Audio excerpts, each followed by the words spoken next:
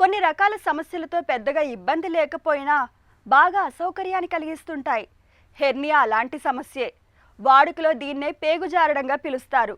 దగ్గినప్పుడు, తుమ్మినప్పుడు చర్మం కింద నుంచి ఉబ్బులాగా బయటకు కనిపిస్తూ చిరాకు పుట్టించే హెర్నియాకు ఆధునిక వైద్యంలో ఇవాళ చక్కటి చికిత్స అందుబాటులో ఉంది. అయితే మనలో చాలామంది హెర్నియాను పెద్దగా పట్టించుకోరు. అలాగే తోసేసుకుంటూ తిరుగుతుంటారు.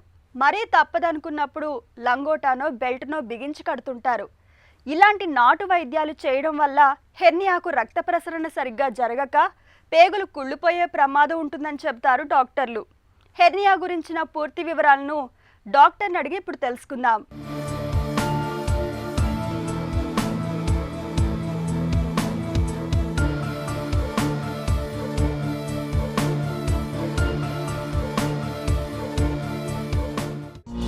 హెర్నియా అంటే ఏంటి? హెర్నియా అనేది ఇది లాటిన్ వర్డ్. ఇన్ లాటిన్లో హెర్నియా అంటే రప్చర్ అని మీనింగ్ అనమాట. అంటే మనకి బాడీలో ఒక ప్రదేశంలో ఉండాల్సిన అవయవాలు ఫ్యాట్ కానీ ఏమవుతుందంటే దాని ప్లేస్లో ఉండకుండా వేరే ప్రదేశానికి వెళ్ళడాన్ని జనరల్గా హెర్నియా అంటాము. జనరల్గా ఏంటంటే మనకి ఎక్కువగా మన ఉదర భాగంలో ఎక్కువగా ఈ హెర్నియాస్ అనేవి వస్తూ ఉంటాయి. అవి చిన్న పేగు కానీ కొవ్వు కానీ లోపల ఉన్న కొవ్వు కానీ దాని చుట్టూ ఉన్న మజిల్ లేయర్స్ని వాటి చిన్న డిఫెక్ట్ లాగా ఏర్పడి వాటి నుంచి బయటకు వస్తూ ఉంటాయి. అటువంటి దాన్ని హెర్నియా అంటారు.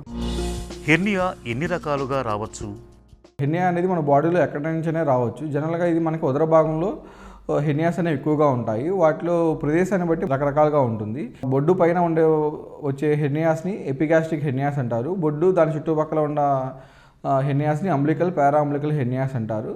ఇంకోటి దాని కింద వచ్చే హెర్నియాస్ని స్పైజిలియన్ హెర్నియాస్ ఉంటాయి. అవి కాకుండా గ్రాయిన్లో వస్తూ ఉంటాయి, అంటే మన గజ్జల రీజియన్లో వస్తూ ఉంటాయి.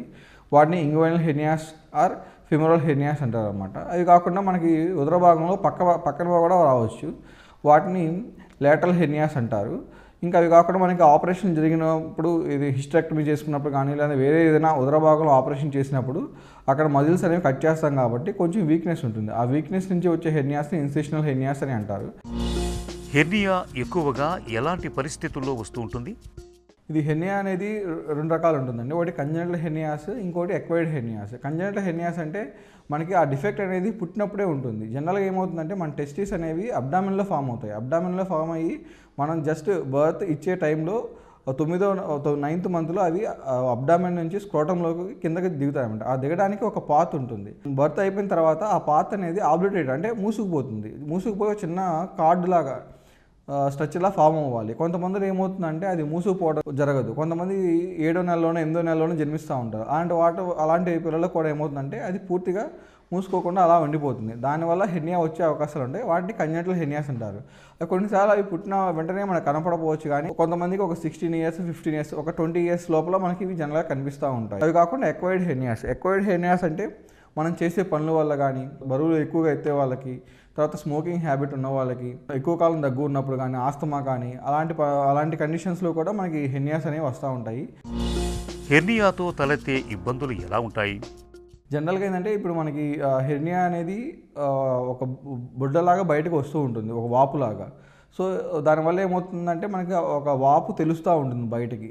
అది ఎక్కువ కాలం అలా ఉండిపోయినప్పుడు మనకి నొప్పి కానీ, అంటే డ్రాగింగ్ సెన్సేషన్, లాగుతున్న సెన్సేషన్ అనేది ఎక్కువగా ఉంటుంది. అవి కాకుండా మనకి ఇలా క్రానిక్ దాన్ని మనం నెగ్లెక్ట్ చేసి ఎక్కువ కాలం అలా ఉంచేస్తూ ఉంటే ఆ డిఫెక్ట్ సైజ్ అనేది పెరిగిపోతూ ఉంటుంది. దాంతోపాటు ఇనీషియల్ స్టేజ్లో మనం బయటకు వచ్చిన దాన్ని చేతితో బయటకు తినటం కానీ దానంతరం అదే లోపలికి వెళ్ళిపోతూ ఉంటుంది. దాన్ని రెడ్యూసబుల్ హెర్నియాస్ అంటారు. ఇవి ఎలా ప్రొలాంగ్ చేస్తూ, ట్రీట్మెంట్ తీసుకోకుండా ప్రొలాంగ్ చేసుకుంటూ ఉంటే ఏమవుతుందంటే చుట్టుపక్కల ఉన్న స్ట్రక్చర్స్తో వాటితో ఏమవుతుందంటే ఎడిషన్స్ ఫామ్ అవుతాయి, అంటే అతుకులు ఫామ్ అవుతూ ఉంటాయి. దానివల్ల ఇనీషియల్గా బయటకు వచ్చింది తర్వాత లోపలికి వెళ్ళడం అనేది జరగదు. దాన్ని ఇర్రెడ్యూసిబుల్ హెర్నియాస్ అంటారు. ఇది ఇలా కంటిన్యూ అయిపోయి ఎక్కువ కాలం ఉండిపోతే నెక్స్ట్ స్టేజ్ అంటే ఇర్రెడ్యూసిబిలిటీ స్టేజ్ నుంచి అబ్స్ట్రక్షన్ అనమాట. అంటే మనకి రక్త సరఫరా కూడా తగ్గిపోయి పేగు మడతపడడం, ఇప్పుడు చిన్న పేగు కానీ పెద్ద పేగు కానీ బయటకు వచ్చిన పేగు మడతపడడం అనేది జరుగుతుంది. అప్పుడు మనకేంటంటే పొట్ట బాగా ఉబ్బడము, నొప్పిగా ఉండడము, వాంతులు అవ్వడము, విరోచనం కాకపోవడము, ఇలాంటి సిమ్టమ్స్ అన్నీ ఉంటాయి. అది ఎమర్జెన్సీ కండిషన్. ఇప్పుడు ఆ కండిషన్లో మనకి వెంటనే వస్తే మనకి ఇమీడియట్గా ఆపరేషన్ చేయాల్సిన అవసరం ఉంటుంది. ఇంకా లాస్ట్ స్టేజ్ ఏంటంటే స్ట్రాంగులేషన్, అంటే మడతపడిన పేగు దానికి రక్త సరఫరా తగ్గిపోవడం వల్ల పేగు కూడా కుళ్ళిపోతుంది. అది ఇంకా ఎమర్జెన్సీ అండ్ పేషెంట్ ప్రాణాపాయ స్థితి కూడా వెళ్ళిపోవచ్చు అనమాట. హెర్నియాను బాగు చేయటంలో కొత్తగా వచ్చిన పద్ధతులేంటి? ఇప్పుడు న్యూ టెక్నాలజీలో మెష్లు అవన్నీ వచ్చాయి. అప్పుడు మనకు ఆ మెష్లు అవి ఏమి లేవు కాబట్టి ఏం చేసాం, ఎనటామికల్ రిపేర్ చేసేవారు. అంటే ఎక్కడైతే డిఫెక్ట్ ఉందో దాన్ని జస్ట్ ఆ డిఫెక్ట్ని సూచర్ మెటీరియల్తో క్లోజ్ చేసి వచ్చేసేవాళ్ళు. దానివల్ల ఏమవుతుందంటే మనకి రికరెన్స్ రేట్ అనేది ఎక్కువ ఉంటుంది. న్యూ టెక్నాలజీ ఏంటంటే మనకి లాప్రోస్కోపిక్ ఆపరేషన్, తర్వాత రోబోటిక్ ఆపరేషన్స్ ఇవన్నీ వచ్చేసాయి. దాంతోపాటు మెషెస్ కూడా. ఇంతకుముందు సాంప్రదాయ పద్ధతిలో చేసే ఎనటామికల్ రిపేర్ని మనం ఎంత చేసినా కానీ రికరెన్స్ వచ్చేది. సో దాన్ని అడ్వాన్స్ టెక్నాలజీ ద్వారా ఆ రికరెన్స్ని తగ్గించడం కోసం రకరకాల మెష్లు ఇప్పుడు మనకు మార్కెట్లో ఉన్నాయి. డిఫెక్ట్ని క్లోజ్ చేసి రిపేర్ చేసిన తర్వాత దాని మీద మెష్ని ఆ డిఫెక్ట్ మనం స్ట్రెంత్ చేయడం కోసము మెష్ పెట్టి మనం చేస్తూ ఉన్నాము. ఇప్పుడు అడ్వాన్స్ టెక్నాలజీ అంటే లాప్రోస్కోపీ. అంటే ఇంతకుముందు పెద్ద పెద్ద కోతలు ఉండేవి. ఆ కోతలు లేకుండా చిన్న చిన్న హోల్స్ ద్వారా మనం లోపలికి వెళ్ళి ఆ హెర్నియా డిఫెక్ట్ని క్లోజ్ చేసుకొని దాన్ని స్ట్రెంథన్ చేయడం కోసం మెష్లు వాడతాం. ఈ మెష్లో కూడా రకరకాల మెష్లు ఉన్నాయండి. మనం బయట వాడే రకం మెష్ వేరు, లోపల వాడే రకం మెష్ వేరు ఉంటుంది. లోపల వాడే మెష్ ఏంటంటే కాంపోజిట్ మెషెస్ అంటారు. అవి వాడడం వల్ల మనకి చిన్న పేగు కానీ పెద్ద పేగు కానీ వెళ్ళి దానికి అతుక్కునే ఛాన్సెస్ తక్కువగా ఉంటాయి. సర్జరీ తర్వాత హెర్నియా మళ్ళీ వచ్చే అవకాశం ఉంటుందా? వచ్చే అవకాశం ఉంటుందండి. ఇది 3 ఫ్యాక్టర్స్ మీద డిపెండ్ అయి ఉంటుంది. ఒకటి, ఆపరేషన్ ఎలా జరిగింది, ఆపరేషన్ తర్వాత పేషెంట్ కండిషన్ ఎలా ఉంది, తర్వాత ఆపరేషన్ అయిపోయిన తర్వాత పేషెంట్ డిశ్చార్జ్ వెళ్ళిపోయిన తర్వాత ఆయన జీవన శైలి ఎలా ఉంది అనే దాన్ని బట్టి ఆధారపడి ఉంటుంది. ఆపరేషన్ ఇప్పుడు జనరల్గా ఫస్ట్ కండిషన్ ఏంది, ఆపరేషన్ ఎలా జరిగింది, పేషెంట్ హెర్నియా చేయించుకున్న పద్ధతి సర్జరీ బాగా జరిగిందా లేదా, మంచిగా జరిగితేనే అది మనకి రికరెన్స్ రేట్ అనేది తక్కువగా ఉంటుంది.